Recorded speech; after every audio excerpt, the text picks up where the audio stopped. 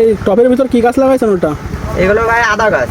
100 গ্রাম আদা লাগাইছি পরীক্ষামূলকভাবে। অনেকেই আদা লাগিয়ে নাকি স্বাবলম্বী হচ্ছে। আমি ছাদ বাগানের চেষ্টা করছি, দেখা যাক কি হয়।